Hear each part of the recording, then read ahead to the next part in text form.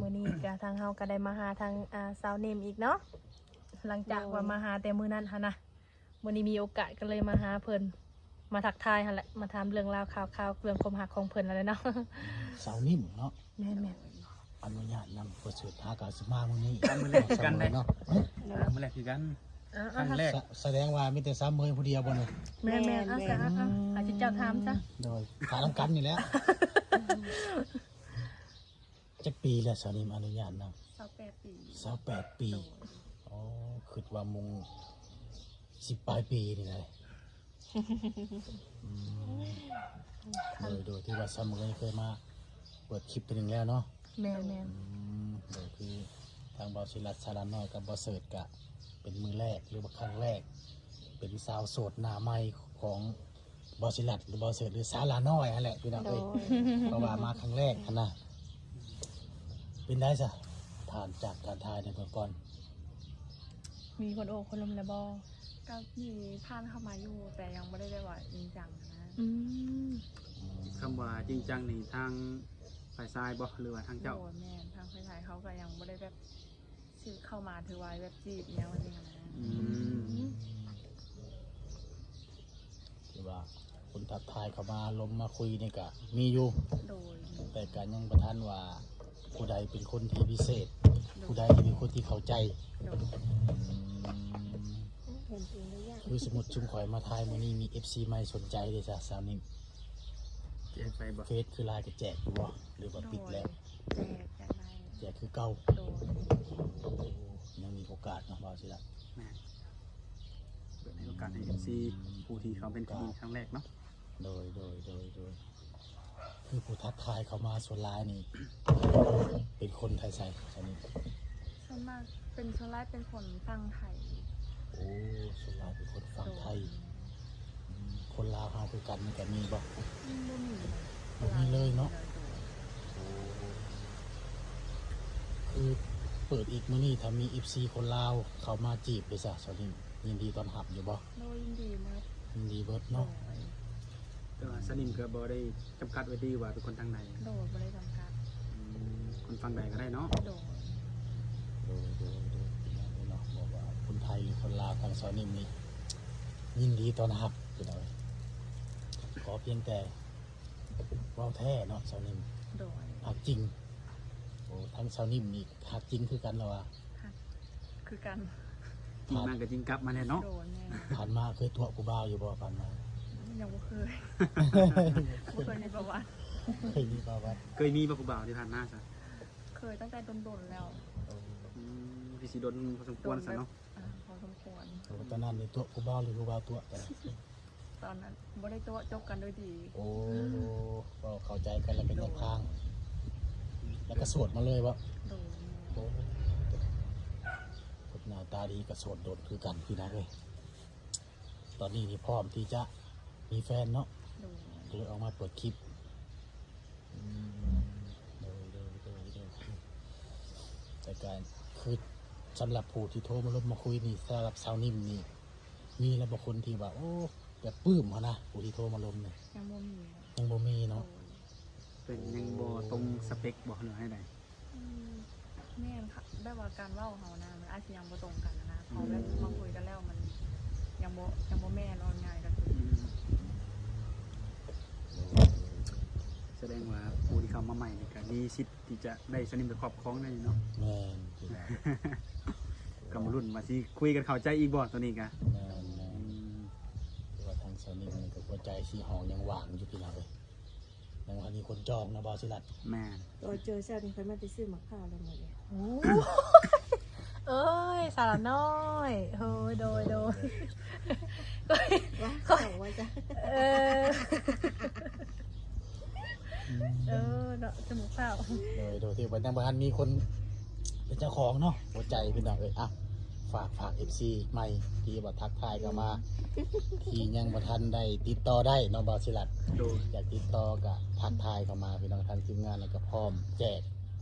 เป็นสะพานกลางให้พี่น้องเป็นสะพานหักให้ โดย ทางสาวนิ่มก็พร้อมแจกคือกัน แต่ปัญหาสิล้มแล้วเข้าใจกันนั่นก็แล้วแต่เนาะบอสิลัด แต่ว่าทางติดต่อมีหยังทางสนิมเนี่ย ได้หลายเฟซก็ได้ เฟซก็ได้ไลน์ก็ดีเนาะ โดย มีแต่สองอย่างที่สิสะดวกอยู่ซั่นนะ โดยเฮ็ดก็ได้ไลน์ก็มีสาวนิ่มเคยไปไทยบ่เคยมีไลน์ เคยไปเฮ็ดงานอยู่ไทย โอ้งานอยู่ไทย โดย โดนบอกไปเรียนอยู่พุ่น ก็โดนก็ โดนเติบเนาะ เอ่อ มาอยู่บ้านนี่ฮอดปีแล้วบ่ มาอยู่บ้านทั้งก็ได้ประมาณ3 อาทิตย์เลย เป็นแสดงให้กับมาเพราะว่ายังฮอดเดือนบ่ มา เกือบ ได้ ฮอดแล้วเนาะ 3 อาทิตย์เนาะ โดยก็เกือบฮอดเดือนแล้ว แต่สิฮอดเดือนพี่น้องเอ้ยไว้หลงเว้าไทยที่มาอยู่บ้าน ยันไปอยู่ไทยโดนมาบางคนก็หลงเว้าก็มีเนาะว่าสิล่ะ มันสิ้นนะ โอ้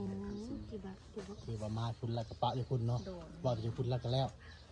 มาบ้านเฮาก็เว้าบ้านเฮา โดย โอ้โดยพี่น้องเอ้ยนะมาพักผ่อนบ่ได้มาแล้วจะนี่มาบ้าน มาพักผ่อนกับแม่นแม่ให้มากับแม่น โอ้แม่ แม่ พี่ ให้ นอด โดยแม่น โอ้คือเปิดคลิปดีใช่แม่เพิ่นบ่ได้หามบ่สนิท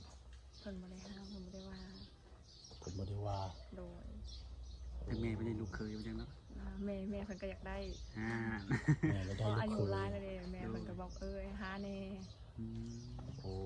หาผู้บ่าวแน่เนาะ โดยแม่เพิ่นถามตลอดแหละ โอ้ ได้ลูกเคยมาทุกคนมัน แม่อยากได้ลูกเคย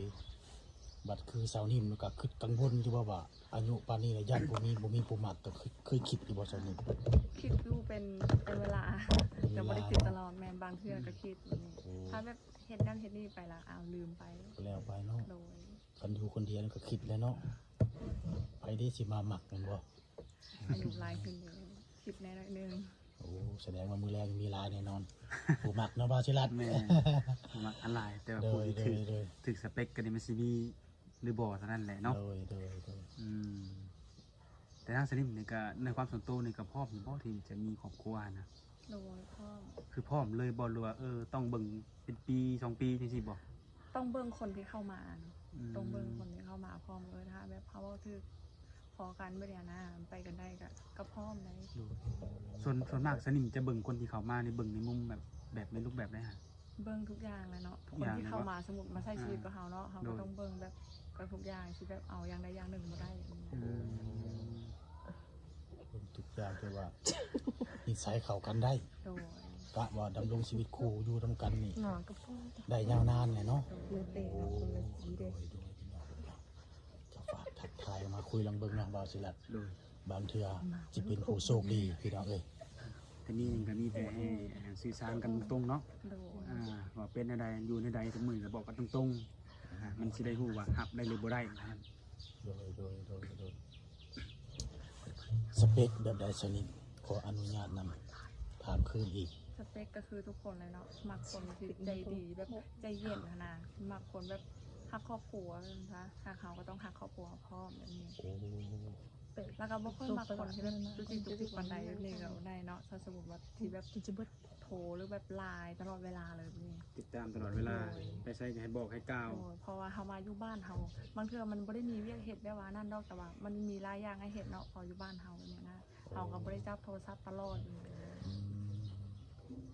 บ่มาคนจูจี้เกินไป โดย โดยพี่น้องเนาะก็ฝาก FC พี่น้องเอ้ยถ้าพอได้จูจี้เกินไปก็บ่เป็นผู้โชคดี แม่ คือผู้ที่ทักเข้ามาในศาสนาเพิ่นก็บ่ได้แบบเว้าในนามเพิ่นในนามของกันละมีดอกเนาะมีแต่เว้าลิ้นเคยกันธรรมดาบ่ โดยแม่น โอ้ แบบ อา ยั ยุ งบ่ ห ได้ ลายบ่ แบบยังบ่ได้เป็นแฟนกันนะ คนที่ทักเข้ามาอายุหลายบ่ โดยก็มีแบบ40กว่าแบบ50ขึ้น ดู อืม แต่ทางสนิมแบบที่จะสามารถเอาเป็นผัวเป็นเมียได้อายุหลายปานใดจ้ะ กะคนเฮาร้อยอยู่สแปนเนาะก็30ขึ้นไปก็ได้แบบถึง30 ประมาณนี้ได้อยู่เนาะ โดย 30 เป็นว่างประมาณจังซี่ก็ได้มัดแมันบ่ ได้ คน50เป็นผู้ห้างผู้หมายก็ได้ โดย คือสาวนิ่มนี่เป็นสาวโสดเนาะสาวนิ่มเนาะ โดย แบบว่าบ่เคยแต่งงาน โดย ถ้าว่า40 50อาจจะเป็นบุคคลที่ว่ามีประสบการณ์ เคยแต่งงาน บางคนอาจจะมีลูกพร้อม มีลูกติ๊กเนี่ยมัน แม่น เจ้านิ่มก็รับได้บ่แบบสิ โดยครับได้ รับได้เนาะ โดย บ่ได้ว่าแต่ว่าลมแต่ผู้บ่มีครอบครัวก็บ่แม่นเนาะ โดย เคยมีมาแล้วก็ลม โดย คันว่าหักจริงเว้าแท้ โดยแต่แบบเข้ามาโอ้มาลงกันแล้วแบบทึกใจเนอกเว้ากันในแบบคิดไปในทางเดียวกันแบบนี้นะก็ได้ ดูอันนี้บ่เสิร์ชขออนุญาตนะพี่ชาวนิ่มคือลมคนซ้ำนี่นี่ชาวนิ่มปัดยังบ่เคยแต่งงานปั๊บถึงผู้ที่เคยมีพอห้างพอหมายลมหรือมักนี่ชาวนิ่มบ่ย่านบ่สังคมเว้าชาวนิ่มว่ามักพอห้างพอหมายที่สั่งไป อืมบอฮาว่ามันอยู่ที่เราสองคนหลายกว่า โอ้ บางเทือเนาะเขาแบบว่าคนนอกเขาก็ไม่ได้หูอิหยังกับเราอะนะเขาจะพูดเว้ากันแล้วแบบมันไปกันได้แบบนี้นะสังคมมันเขากับบางเทือเขาก็ไม่ได้มาอยู่ลำเฮาเนาะเฮาสองคนแบบนี้นะ แน่นอนแล้วเนาะเขาจะบอกเข้าใจสำเฮาสองคนลมกันดอกเนาะโดยก็มีเหตุผลพี่น้องเนาะคือชาวนิ่มเพิ่นว่าก็มีเหตุผลที่ว่าลมคนมีอายุได้คนมีอายุได้ก็เหตุผลแบบนี้เนาะ บางคนก็โอ้ยย่านสังคมเว่าให้บกล้าล้มมานะก็เลยถามจุดนี้ไว้ทางเจ้านี่มึงมีปัญหา มีปัญหา ว่าเนาะสิเฒ่าหรือหนุ่มก็แล้วแต่คุยเข้าใจเป็นคนใจดีตามสเปคที่เพิ่นว่าก็สามารถอยู่นำกันได้เนาะ โดย สังคมภายนอกก็พ้อไปเขาก็ได้ยินอยู่แต่ก็เขาก็บ่ต้องใส่ใจท่านเลยเนาะ โดย เพราะว่าเขาไปห้ามบ่ให้เขาว่าเขานี่บ่ได้อยู่แล้ว โดยแม่ อืม ก็มีแผนจะไปไทยอีกอยู่ว่ามีประชาชน ตอนนี้ยังไม่ได้คิด บริคิด โด เนาะ ยพอหังกะหมาเลยแม่ก็ยังให้อยู่นำตนแม่อยู่ โอ้ แม่คิดฮอดลูกลูกคิดฮอดแม่ตอนนี้ มาสอบ ต่างคนต่างคิดฮอดคือว่าแล้วเนาะอยู่นำกันแหละเบิดผู้เดินไปหาเงินเนาะมันก็จะขาดบางอย่างไปแล้ว โดย เคยทำเนาะบางเถื่อคนได้ลูกเคยแล้วคนแห้งวายไปซัมปจักเนาะชาวนี้ ก็อาจจะเป็นไปได้ ถ้าสมมุติวันคนได้ลูกเคยขึ้นมานี่นะลูกเคยสิเอาลูกสาวไปอยู่นำนี่ได้จ้ะสิให้ไปอยู่บ่ อันนั้นเพิ่นต้องให้เพิ่นเบิ่งอีกคือหนึ่งเนาะถ้าสมมติว่ามันเป็นไปได้นะถ้าสมมติมันเว้ากันแบบลงโตทุกอย่างแบบนี้นะก็อาจสิไปมาๆได้ ก็คือการห่อละไมเนาะ ก็บ่ได้ระบุว่าสิอยู่หรือไปเนาะเพียงแต่ว่าอยู่ในระหว่างการโอบรมกันเนาะ โดย สิอยู่ในใดอยู่ไสมาไสจังซี่นะ คิดกับพ่อแม่ไว้วางใจได้ชั้นใด โดย เพื่อนที่ฝากลูกสาวคนใดบ่เท่านั้นเนาะโดยพี่น้องเนาะคือว่าผู้ที่จะเข้ามาก็เป็นผู้ที่รับผิดชอบแท้ๆแหละพี่น้องเลยมีความรับผิดชอบสูง มีภาวะเป็นผู้นำดีสาวนิ่มจึงตัดสินใจเพื่อนว่า โดย คือว่าเนาะชาวโสดแต่ละคนหรือว่าผู้หญิงแต่ละคนเนาะการที่มีครอบครัวก็อยากมีผู้นำแหละหลักๆอะไรเนาะสวยหาสวยสร้าง โดย แบบเฮานี่เพิ่งพาอาศัยได้เนาะ โดย ต้องแบบนั้นทุกคน ภาษาพาพัฒนาคือหวานแล้วเนาะสร้างครอบครัวเขาก็ได้ลูกได้เต้าเขาก็อยากเป็นครอบครัวที่ว่าดีอะไรเนาะสมบูรณ์พี่น้องเลยอยากจะทำแบบนั้น คือสาวนิ่มเลยเป็นลูกสาวผู้ที่อะไรสัก ผู้ที่สอง ผู้ที่สอ โอ้ ง ลูกสาวผู้ที่สองเอ่ยแต่งงานแล้วบ่ ยังเอ้ยกัน เอ่ยกันยัง โดย มีน้องบ่สาวนิ่ม มีน้องสองคน ก็อยากถามอยู่เพื่อนนี้มีเคยนะบ่ ยังบ่มี ยังบ่มีจะเคยบ่ โดย อ๋อ โอ้สมพรไม่เท่าจะได้ลูกเคยแล้วใช่เนาะโอ้ มาลุ้นกันพาสิได้ก่อน บ่เสือกที่สมัครสิบ่ โอ้คือว่าโสดมาเลยเนาะสาวนิ่ม โดยแม่ โอ้ สีสาวโสดหมดเนาะ สีสาวโอ้โหหน้าตาดี ตั้งขอโทษนี่ตั้งบ่อยากได้บ่สาวนิ่มหรือว่าแบบใดเนี่ย ตั้งบ่มีคนเข้ามา ตั้งบ่มีคนก็มาล โด งมายคุย แม่ เนาะ เพราะว่าเขาบ่ค่อยได้แบบออกไปเล่นไปเที่ยวเลยเนาะถ้าสมมุติว่าเฮ็ดงานอยู่ไทยก็เฮ็ดงานก็เฮ็ดงานแบบนี้นะบ่ได้ออกไปไสก็อาจสิแบบมันก็บ่มีแบบทิศทางที่ให้เจออันนั้น โอ้ คนสิบ่ฮู้เนาะ โดย บางคนอาจจะฮู้บางคนอาจจะคิดว่ามีแล้ว หน้าตาดีดีเนาะ หน้าตาดีกับเฮากับวัยนี้แล้วนะ โดยแม่เขาก็อายุหลายแล้วทุกคนบางเทื่อก็คิดว่าอาจสิมีแล้วก็ได้ โอ้ นี่แหละเฮาก็ได้มาเป็นสื่อกลางให้มื้อนี้ โดย หลายคนสิได้ฮู้อยู่ไกลหรืออยู่ใกล้ก็ได้สิฮู้บัดนี้แหละคนโสดอยู่ทุกมื้อนี่ สาวหน้าตาดีก็โสดดูพร้อมที่จะแจกพี่น้องเอ้ย พร้อมที่จะเปิดใจให้โอกาสตัวเองให้โอกาสหนุ่มๆพร้อมเปิดว่า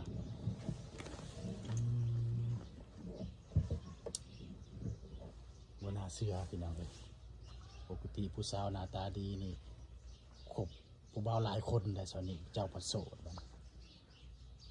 บ่มีเนาะ บ่มีเลย ก็คือจักได้อยู่เนาะผู้บ่าวเนาะ คิดอยู่ โอ้คือเปิดใจเนี่ยเขาก็จะได้ผู้บ่าวล้มมาแล้วบ่ โดยก็อยากได้คนโอ้ลมละก็อยากได้คนที่แบบว่าแบบถ้าเข้ามานะก็แบบอยากได้คนที่ซอยกันสร้างกันซ้าเนาะ แบบ